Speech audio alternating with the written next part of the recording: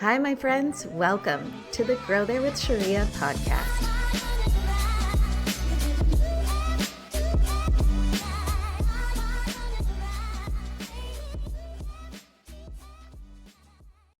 Do you remember your very first friend? And I'm not talking about like your built in friends, like the neighborhood kids or your cousins who are your best friends. I'm talking about the very first friend that you connected with on your own and then you chose them as your friend. Mine was Jamie San Gabriel, and I was in kindergarten. I think I've mentioned to you before that I was a pretty serious kid, and I found the next serious kid in Jamie. I remember distinctly us walking through this really grassy field that we had at our school, and you've got these kids that are just playing as kids do, yelling, screaming, laughing, kicking balls, throwing balls, like it was mayhem. But Jamie and I are just slowly, almost meditatively walking through this green field in the middle of it all and having what I remember as a really intellectual, philosophical conversation about the meaning of life. And I remember going home and declaring, Jamie San Gabriel is my best friend. It's funny how simple it was just in that from that one conversation. I felt this soul connection with her. And I felt like for the first time I'd met someone who I could talk about deep things with. I was 5. I was 5. But that's what in some ways my heart has always craved.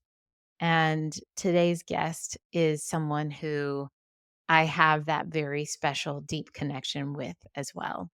Funny enough, just to go back to Jamie, I ended up going like, our friendship was very short-lived. I changed schools in the 1st grade and then went to different schools, and by the time I got to high school, I was looking in my yearbook one day and realized that I went to school with this gal, Jamie San Gabriel, and I had gone to school with her for a couple years, and then I thought, "Is this the same Jamie?" So I pull up my kindergarten photo and then I'm pretty sure it is. So I go to school and I go to Jamie San Gabriel and I say, "Jamie, were you my best friend in kindergarten?" And she says, "You were my best friend in kindergarten." And we make this connection. It was this so funny, this beautiful thing. But when you meet someone, when your soul meets someone, sometimes there's just this undeniable thing that happens and you choose a person. And like I said, today's guest is a true soul connection for me. And I'm so blessed and wealthy in this life with soul connections. But I got to tell you, my friend Karen Shih is someone I cannot live without. We talk every day, several times a day, and always joke that we are a package deal to whomever might date us. So are we're just kind of two peas in a pod and have developed this incredible friendship through years of working in camp programs together. I used to run an organization that she volunteered at for years. And also, we started our own retreat practice where the two of us go away twice a year and we essentially make space to deep dive on our lives and to take stock of where we're at and to uh, dream and brainstorm about our futures. And so we have this just incredibly rich friendship. But Karen is such a unique person with such an incredible life experience. And she's going to share more about that with you today. But here are just a few little things about her. She's a death doula, and she's going to talk a little bit about how she pivoted into this work. But she's also certified in the KonMari method as a tidying consultant with a focus on loss and end of life tidying. She is a first generation Taiwanese American, a triple Gemini, and she is an absolute over the top dog auntie. She she loves dogs like I've never seen another soul love dogs. And who doesn't love dogs? But let me tell you, she takes the love of dogs to the next level. I can't wait for you to meet my friend. And so it's time to grow there with Karen Shih. All right. Karen Shih. Cheria Young.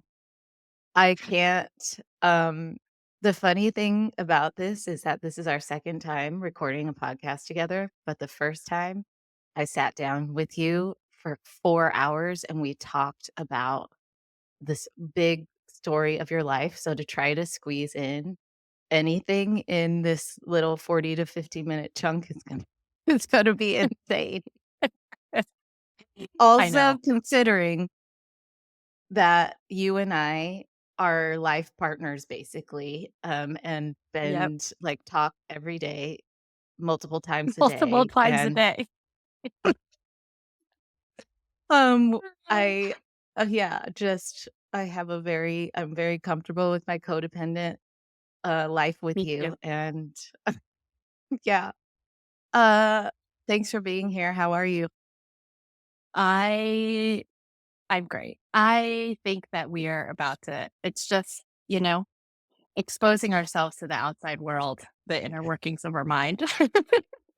It's so true. The people who are gonna watch or listen to this who know me all know Yeah. that I have this person named Karen in my life, whether they've met you or not.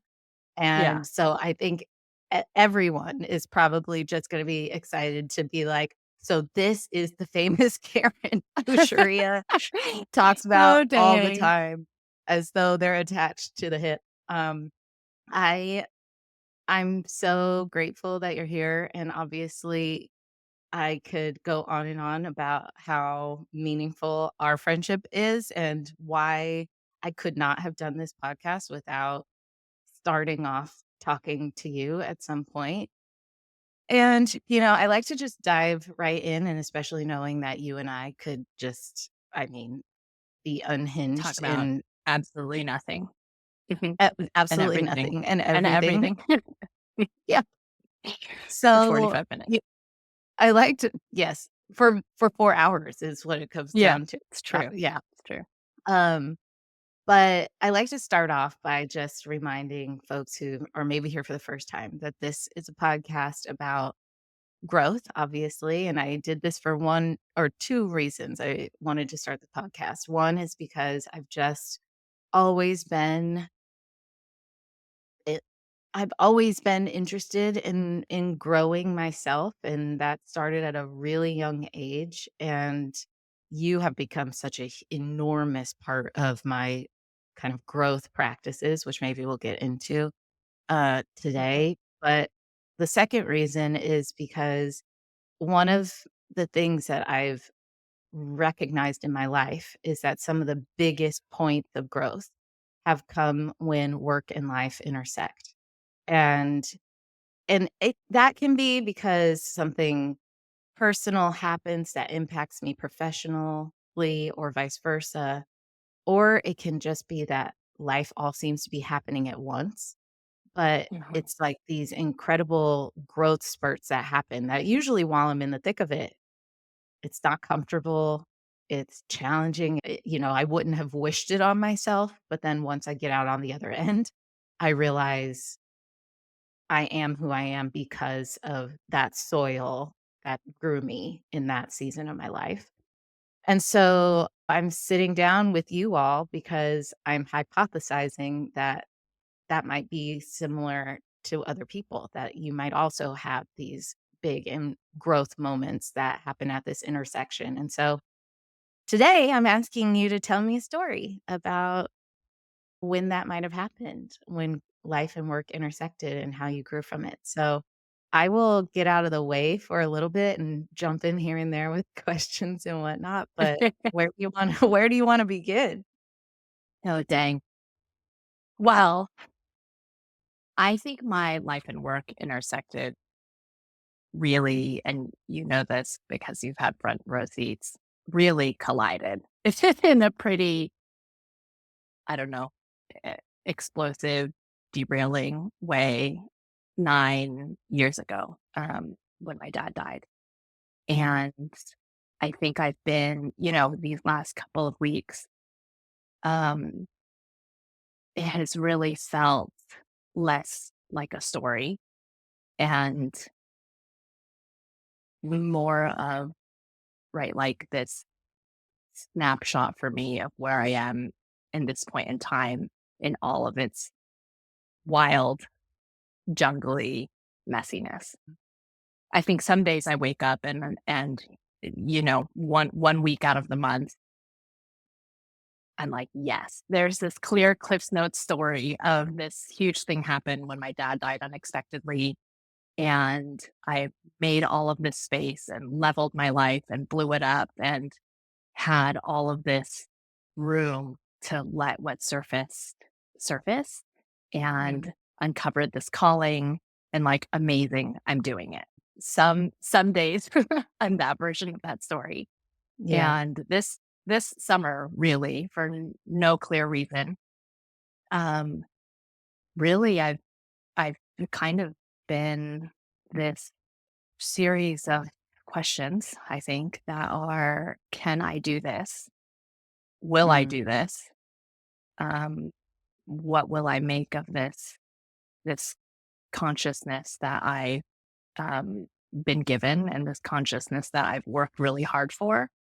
Right. And Mm. that ranges from everything, will I do this being like, will I do this? Can I do this being, can I make myself a nutritious meal today? And like Yeah. force myself out to get sunshine when I know I really need it, to on more powerful days, like live into what feels like a really clear calling after this meandering, delightful and treacherous 9-year road, you know? And Mm. Yeah. I think some of this is also brewing because I get a Mhm. little, uh, I don't know, weepy, nostalgic. I think come fall, it feels really wild to think. It feels really wild, and I think there's a measure of grief, um, Mm. in thinking, like, we're coming up on my dad's 9-year anniversary, and w wow, it's been such an honest and wildly uncertain road. And had you told me 9 years ago that it was going to take 9 years to get to where I am and Mhm. have to do the work that went into it and tend to it the way I think I have, um, for sure, I don't know that I would have signed up for it, uh, Yeah. but I didn't know that I really had a choice. But Yeah. I think the backdrop of the story is really probably started with the last conversation I had with my dad, which was on October 13th, 2015. He was having a tough night and called me. He was in Cambridge and I was in my little Brooklyn gem of an apartment that Mm. I was recalling so fondly when I was thinking about this. And he was having a tough night, and we just ended up in this like really existential heart to heart that we never had before. Like, really, I think looking at his life and what he still wanted out of it and who he was as a dad and a family member. And it was kind of this, I don't know, deep moment, I think, that we shared. He had a lung cancer diagnosis at the time. It was a slow growing lung cancer. We had been keeping our eyes on it. He had been grappling with it, I think. And we just got into some light stuff and Mhm. got to tell him, I love you. You're a great dad. And then what I didn't know at the time was that he was going to die unexpectedly a couple hours later. Mm. Um, so then, I think the story feels still not super linear. Like there are chronological things that happened, Yeah. but it's like not the visceral experience of it all, But I think the Mhm. next 9 years really unfolded in most immediately. I wound down my job, left New York. And that's where like the professional and the personal really felt like this collision of sorts. Mhm. And then really, I think kind of dismantled all the aspects of my life as I had known them, right? Yeah. And not necessarily in this like wildly destructive way, but really everything. It was, my dad died was such a devastating and I think foundational loss that the only thing I kind of knew how to do was let myself crumble in that moment and let all of these things I had spent my adult life or life period building really Yeah. just kind of became irrelevant in some ways, you know? Not irrelevant, like they didn't matter, but it just was a completely different universe. Yeah. Whatever I had made was a completely different universe than what I'd been operating Yeah. in the moments of grief. Well, and Um, I hope you don't mind yeah, me saying this just for context for other people. You really had a really well-established career with an executive position. It was a seismic shift. It would be a seismic shift for anyone to leave their job and do that, but you were yeah. really, at the time, I remember 10 years ago, you were like my most successful friend, and you really were. You really That is were. so funny now. Uh, Yeah. so funny. So yeah, well, it's funny now, which I'm sure you're getting to because that's how much you surrendered to Yeah. whatever needed to happen next, which was to Yeah. fully let go. So I'll let you keep going, but yeah. Yeah. No, I think I don't know, I had spent the previous decade plus like building a career in New York. And I had a job that I really liked and colleagues that I really love. Colleagues feels too formal, but coworkers that I really adored, who I think saw me and gave me room to be myself and do good work. And Mhm.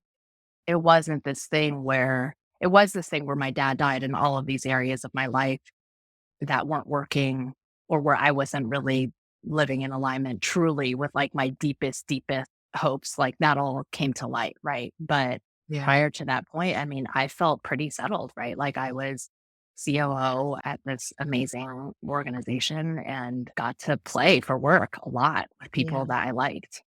Yeah. And I had kind of made peace with the fact that, I didn't anticipate I didn't grow up wanting to be in the legal industry. I didn't think that's where I was really meant to be. I don't know that it like fed my soul, but I think I had kind of gotten on board with the fact that I liked my day to day. I liked the people I work with. It afforded me the life to be able to do other things I cared about. And I was kind of over my time in New York, but it's New York City. And so how can you complain? Yeah. And I'll just leave when I need to get away. I had really reconciled, I think, some of those gaps when this all Yeah. happened. So making the decision to shift and kind of talking about where you're at now, which there's loads of storyline in between there.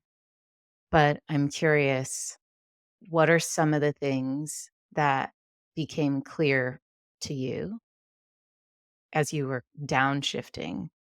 I think there's the clarity points of how you feel and what you wanted to do for yourself in that moment, but were any of them indicators of the way that you were actually gonna grow yourself, whether you knew that then or figured that out later?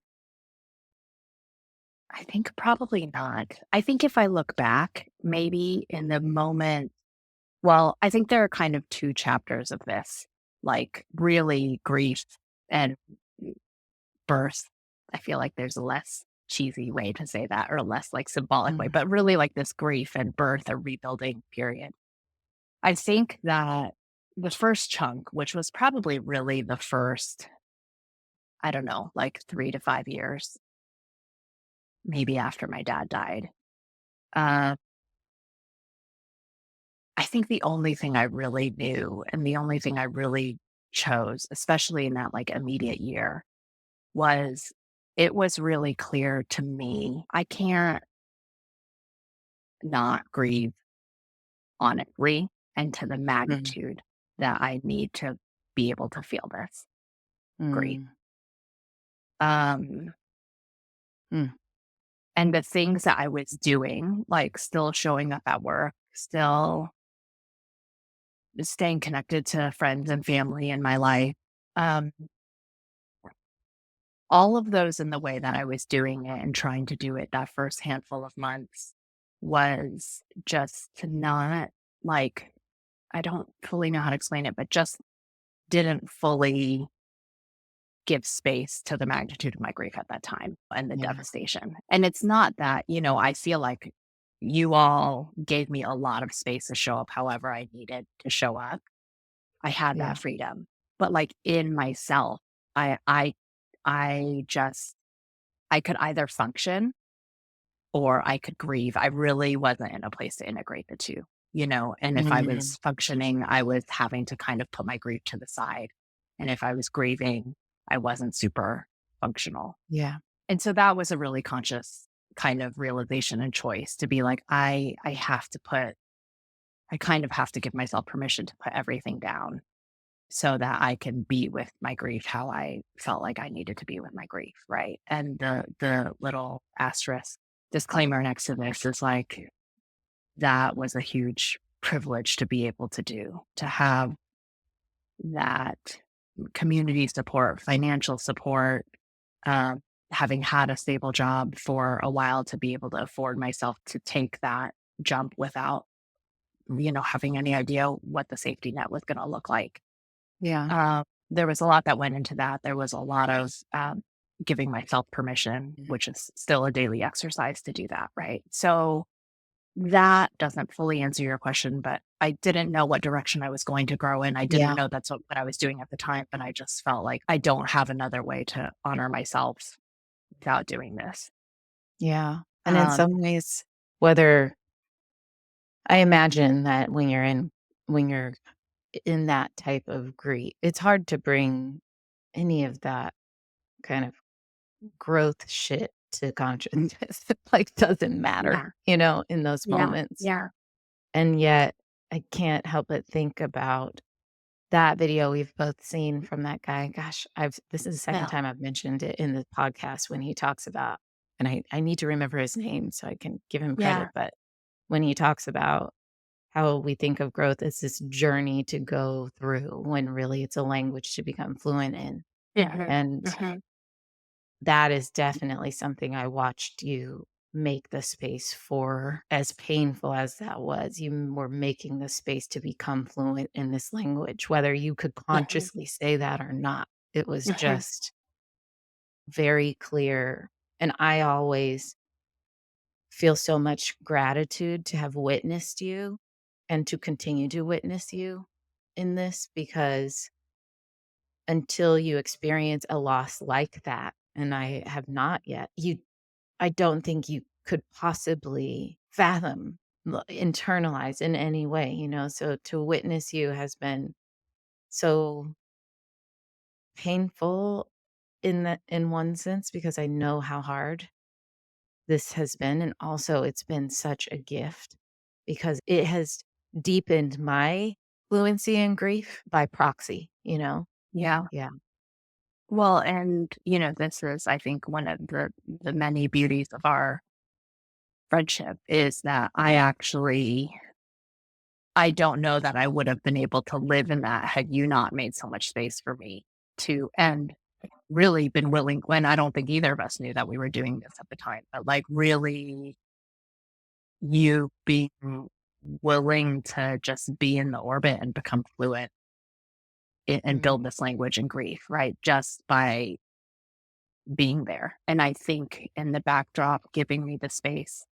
And I think really allowing for everything in my life to be about grief at the moment, right? The Mm. joyful moments, the not joyful moments, the self exploration that I was trying to figure out with what I wanted to do with career purpose, like all of the really honestly murky relationship fallout and friendship fallout that I was navigating at the time, right? Like I think a huge piece of that journey and being able to navigate out of that journey honestly was knowing that I had you as a co-pilot to like just sit there and do the systems checks and be there while things were great and not great and all kind of connected to this like murky jungle I was navigating. And again, it's so strange to talk about it as a gift, but it's like, again, I feel like you have helped me to begin processing through things that I won't, when I lose, let's say, my mom or someone Mhm, who is close to me, yeah, mhm, I there's no way I can prepare myself for that. I know that. But I also know that there is some fluency, more fluency now than there would have been when you lost your dad, you didn't have the fluency. So it's just again, I know it's such a interesting space to be in, and I know we should talk about where your career has gone as a result of having gone through this. Because now I think talking about the fluency of grief, literally living in grief all the time feels like Yeah. a kind of a third party in our friendship, and I don't mean that in the Yeah. sense that, like, it's just like grief is integrated into our language with one another, and Yeah. so, yeah, maybe you can talk about where some of this has led you. Yeah. Um, I'm going to back up for a second because I think this is one answers a little bit more of your last question and then leads to where I am now, right? The question about did I know the areas that I was growing, at that Mhm. time? And I think post that first huge chunk of time, I really didn't know anything. I didn't know anything. I'm not sure that I felt anything. And really, it was like latching on to just picking up any crumb I had of like, this sparks curiosity in me. This sparks some feeling. Honestly, I don't even know if it was curiosity. It was like feeling good or bad. I'm going to Yeah, piece it yeah. together. Right. And that looked like a lot of different things. Right. It was like Marie Kondoing my closet Mhm. and finding no joy because I had no joy in me at the time, but, like, looking back at my wardrobe and feeling like this is California reflected back to me. It's Mm, time. It's nearing time to move, right? There are all of these tiny little clues just in my clothing, in what was making me feel less dead than the other thing, and, like, yeah, comparing yeah, and yeah, following those, right? So I think I didn't know the direction that I would be growing in at the time, but I think I just had enough trust that if I follow these things, at the very least, I won't regret following these things, right? Like I yeah. won't regret looking for something that brings a little joy and play into my life, or I won't regret spending time with this one thing that I find beautiful, or these people who just feel good in this moment. I think that those tiny baby steps has been like the most,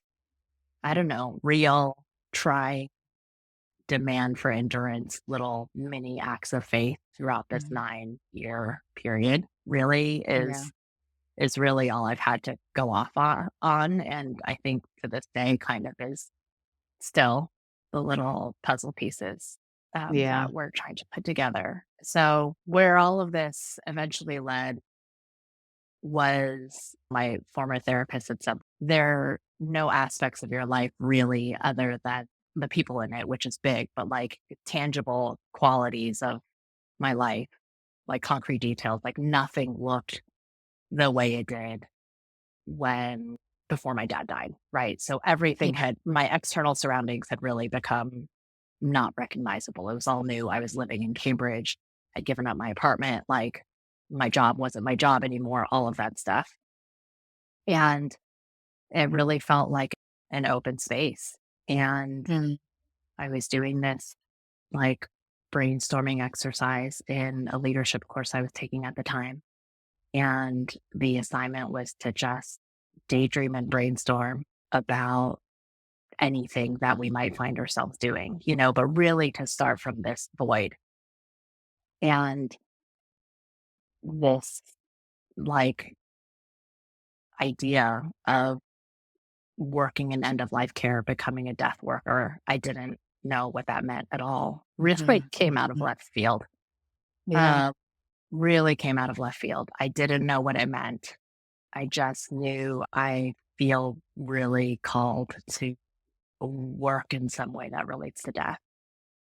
And I told the people in my small group at the time that I was doing the exercise with, because I was like, this just felt really loud and clear, but I have no idea what it means.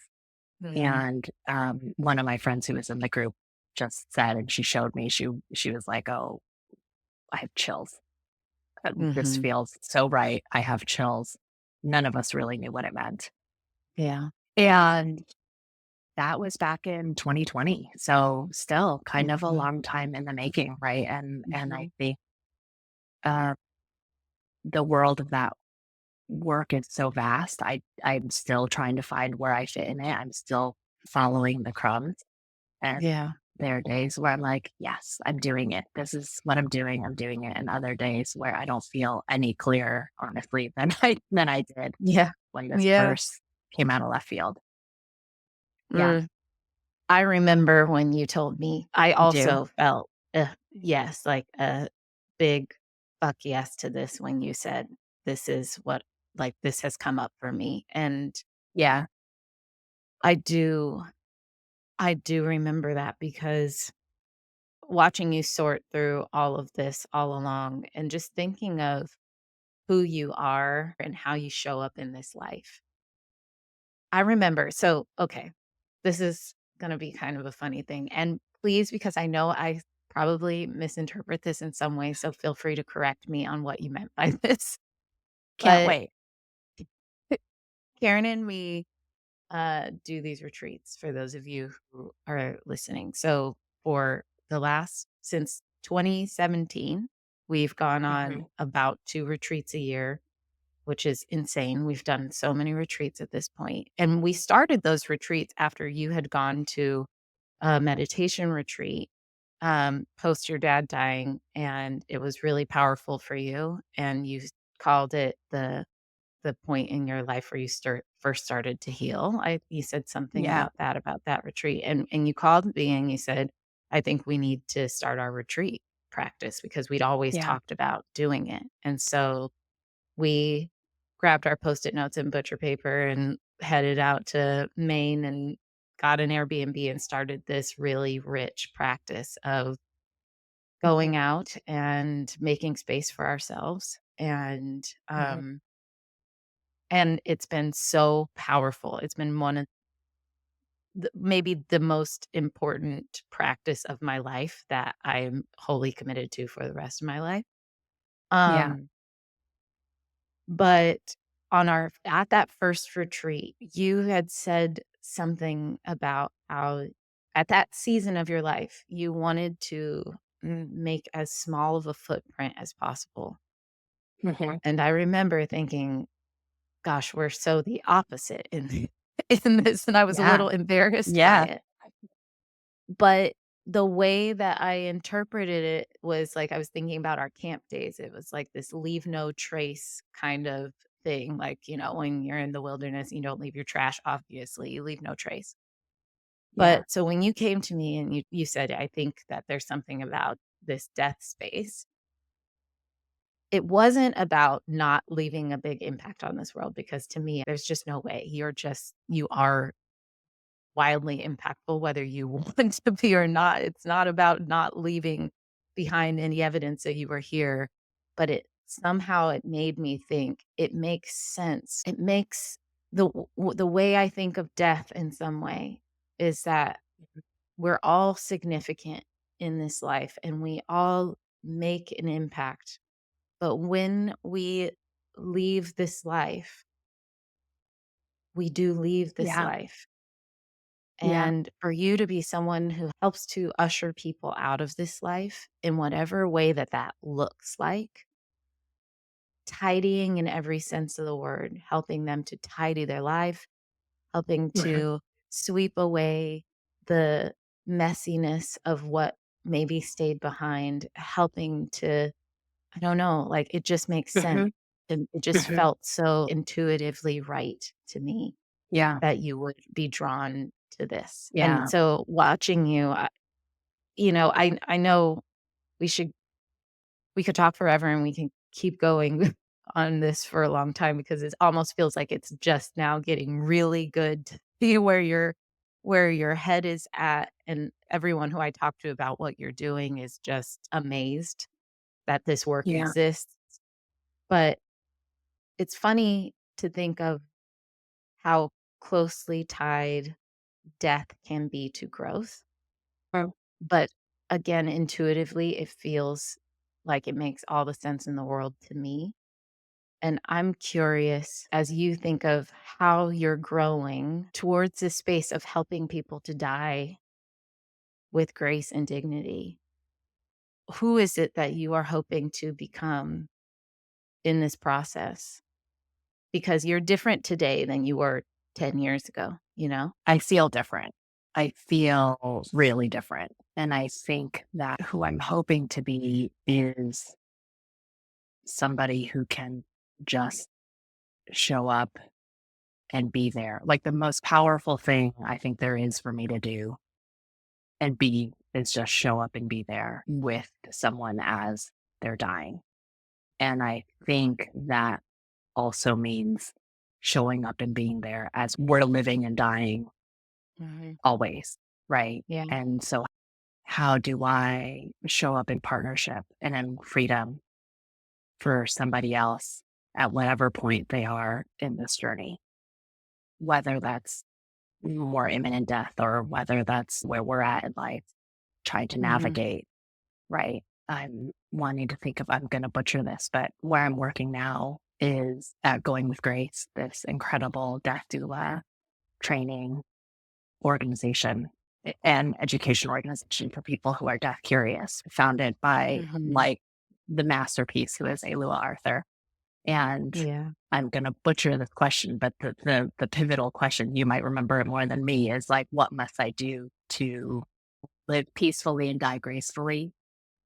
But you know, what I must do is to continue exploring this and show up in what I think is the most powerful version of myself, right? Which is to be able to be in partnership with death all the time and Yeah. tend to death and tend to myself and other people all the time, Yeah. right? And you know, when I think about wanting to make a small life with a small footprint, like that to me feels like the focal thing that has probably been somewhere in my bones my entire life, you know, not just when my Yeah. dad died, but that's, I think, a way that I think that's how I want to show up. And Yeah. there is a part of me that giggles sometimes because I think about this. I don't actually know if I've said this out loud to you, but you know, I can be such a procrastinator or like pressure prompted person that part of I me like feels that. like, oh yeah, this also feels really right. That where I want to live is this like this home stretch, you know, can we get Mhm. complete with the incomplete? And Mm. just in the 11th hour, you know, what can we do Yeah. in the 11th hour feels very on Abs brand for my triple Gemini ways. Um So, That's yeah, so I don't even good. know if I That's really answered the original question out loud well, to you. Sometimes you I'm know, like, "Oh, me this and is my like." weirdly loaded questions. Um, no, I think, you definitely did, and I think that Alua's line, "What is it that I must to" what is it? I'll look "Should it up. live" What must I do to be at peace with myself so that I may live presently and die gracefully? that's it. It's so good. It's so good. Words It's so good, of and Elu Arthur. she So I exactly I the point. it's so exactly the point, and I come back to that every time, even though we both just struggled to remember the exact word. Um, it's almost every time I get to the lowest common denominator of why I'm doing anything or trying to do Yeah, anything, it's that. it's that. And and I think it's a weird thing to say, but and you doing this work and me getting to be in close proximity to you, it's as though you're helping me to die already. And and things like what A. Lewis said or her book, it's like, you remember that we are all dying. Even though I just mentioned when I lose my mom, I could go way Mhm, before my mom. We don't mhm. know. There's no certainty here. And being And able to navigate this life with integrity and alignment in ourselves to know that mhm. if and when that day comes, that I was who I was who I was, you know? Yeah, yeah, And I think as I've gone through and had this podcast and talked to all these people, like, there's this very clear, um everyone who I've chosen to be on season 1 has really made their own path in some way, shape, or form, whether it was breaking the rules of who they thought they were supposed to be and taking another path, Mhm, whether it was, like, life happening and them having to make a choice about how they were gonna pivot or whatever, and mhm, it really has humbled me to think about how much we as humans are the creator of our experience, mhm, and some of us are better at taking the reins of life than others, and the ones that I see really taking the reins of life are also doing it because of that, "What is it that I must do?" You know? mhm, And mhm. I think that's just so powerful for us to always it's not you know, I think the thing around death space right now, which I'm really happy to see happening, and I love that term death curious, is there's a lot of people out Mhm. there that are more death curious than we realize. Yeah. And I think that we're at this place maybe in our evolution, in, our human evolution, where we can think of death. I mean, we're living longer than anyone's ever lived, right? And so Mhm, with all the tragedies in this world and all the injustices and things that are heinous things that where people are still dying when they shouldn't be dying, we're also, mhm, in the grand scheme of things, living longer and having to face some of these deep existential questions around what it means to live and what it means to die. mhm, mhm. And I think when we look at what happens, this podcast, we're looking at what happens at the intersection of work and life and seeing how so often we grow exponentially because or we evolve even exponentially because of these kind of disruptive moments in our life, which it often is. We're all inching our way closer toward the end in Yeah. these moments of it's like when you think about a beautiful flower that blossoms, it's gorgeous and it's about Mhm, to die. You know what I mean? mhm, Like, mhm, I think about mhm. this all the time when I'm in nature. It's like when I get to Yeah. witness this beautiful moment of life and this flower is as vibrant as it could possibly be, I know Yeah. that I come back in 2 days and it will be gone, you know? Yeah. And that growth and death is so closely connected. Um, Yeah. and we've only got this small bit of time to be everything that we want to be. And sometimes that means shutting down your life as you know it and starting over and doing something different. And Yeah. sometimes that means doubling down on what you're doing Mhm, now. It can mean all mhm. these things. But I think you and I, through our retreat practice, it's so funny because I feel like every retreat shows us a different version of ourselves. It's like Yeah. this marked time where I can look back at every retreat and be like, "Oh, well, that was this version of Sharia," that was Yeah. the you know, Yeah. and it's become I think that I am so much more aware of my own growth, and I'm certainly aware of yours because I get to witness you, which I think is one of the greatest gifts of all time because we have these kind of, uh, ceremonies in our life Mhm, that are marking time, that are marking mhm, growth, that sometimes growth feels good and sometimes growth feels awful, mhm. you know? Yeah. So, I don't know, I'm saying all these things to say you inspire me so much with how you have surrendered to the life that is for you versus forcing yourself to stay in a life that wasn't for you anymore, Yeah. and I know that you started this by saying, sometimes you're still in this phase of like, is this gonna work? You know?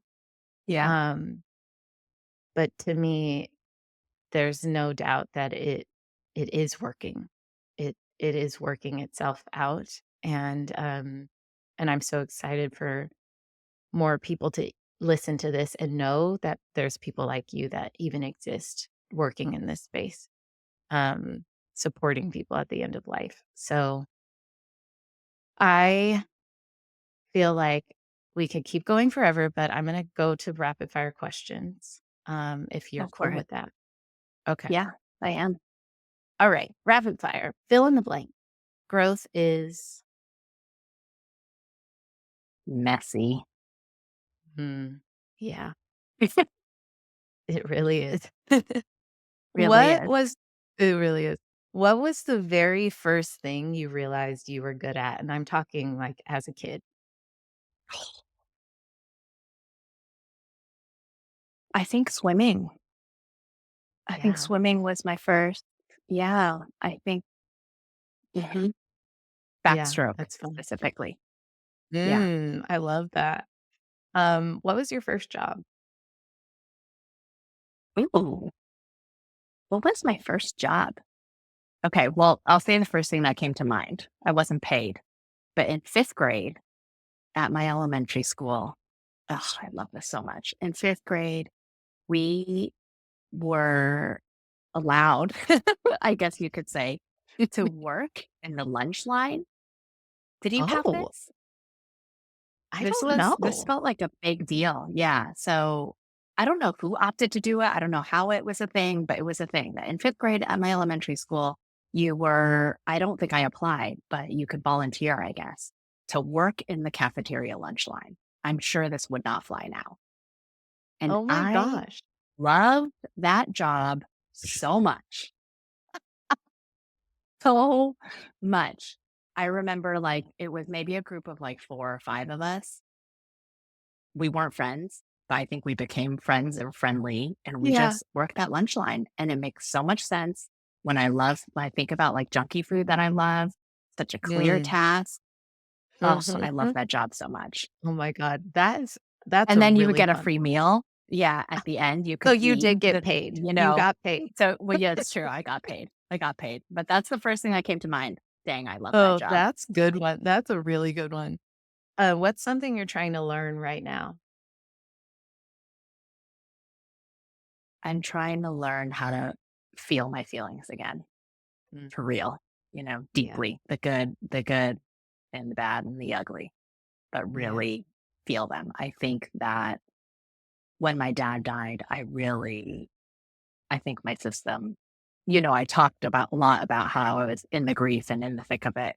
And also that was true. And somehow simultaneously, this really snuck up on me. I really think my system short circuited, like yeah, emotionally, physically, all of those things. And I think that the anxiety kicked in, the numbing kicked in, even though I was actively grieving. yeah, And I'm definitely still fumbling and learning my way into like feeling my feelings. yeah, yeah. What's Mhm. something you're trying to unlearn? Oh,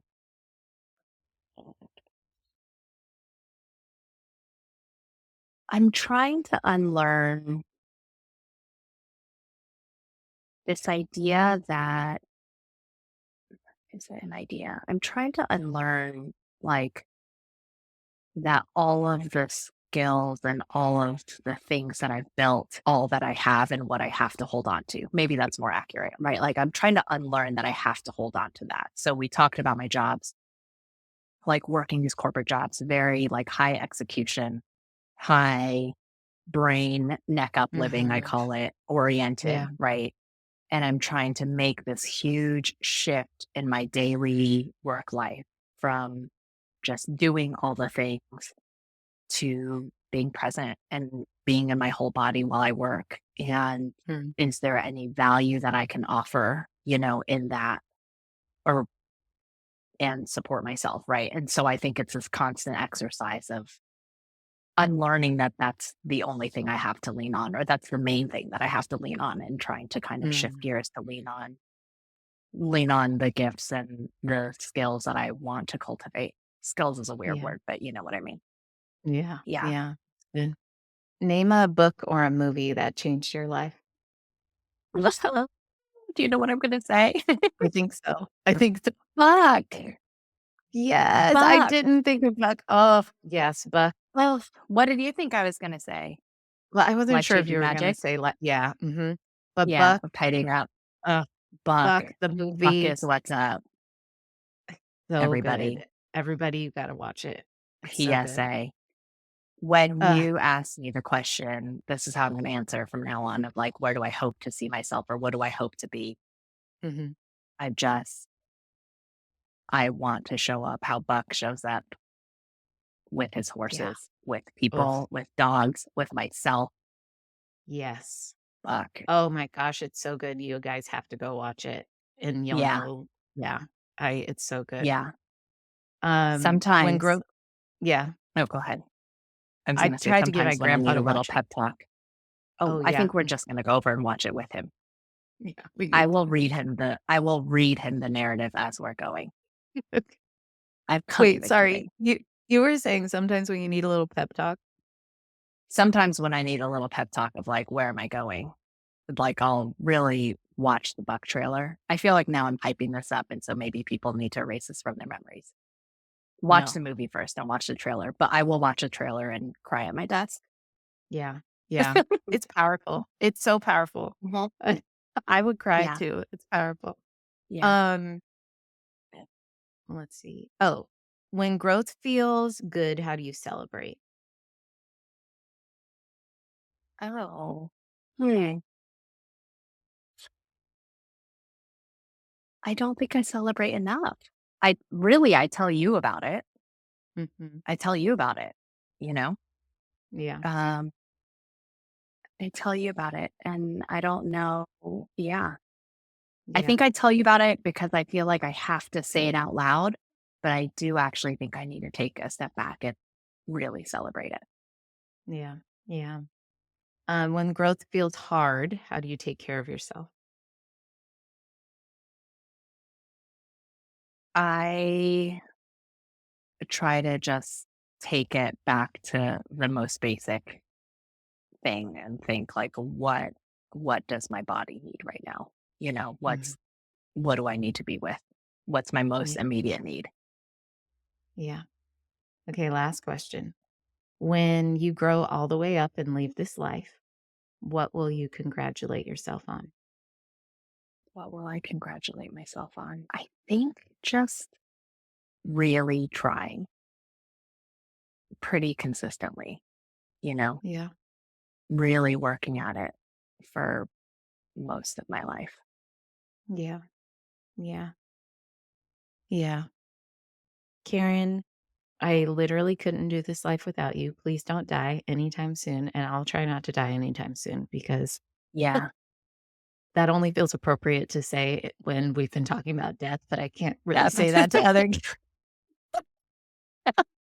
um, but I just, I'm so grateful to have you in my life. And I learn from your wisdom all the time and your thoughtfulness. And thank you for everything, all the ways that you've helped me to grow. Um, they're they're countless, and I'm so grateful. So thank you for being willing to share today. I really appreciate you. Thank you for your welcome and thank you for oh, thank you for always one you showing up in this glorious mess of a life Mm, so that I feel like I can keep going and want to keep going. And thank you for, you know, at times when I needed it most every single day, like reflecting myself back to me and reflecting what mm, I'm capable of, you know, doing, not doing back to me so that I, you know, don't have to do this alone. mhm, And when you talked about you could possibly go earlier than your mom, I literally imagined me throwing myself in the grave after you. That like actually was like a cartoon version of my like belly slapped into the grave following you when you said that. So Um, God. I Yeah. would not would not want to do this life and my days without you. Mm, And well, I do want to put a side plug if I can, yeah, of course, which please. is you can edit this or not. When we started our retreat practice, we weren't that close. Like we liked each other We for yeah, sure, but we weren't yeah. that close. And Mhm. so this is my message to the universe and everyone out there. Like, Mhm. get yourself a Sharia. Mm, Um, right. And hunker down and, yeah, you know, yeah, yeah, get yourself a Karen, do hunker your down, thing. that's right, Do that's your right. thing. Do what you gotta do for yourself. And Yep, yeah, ugh, find your so person. true.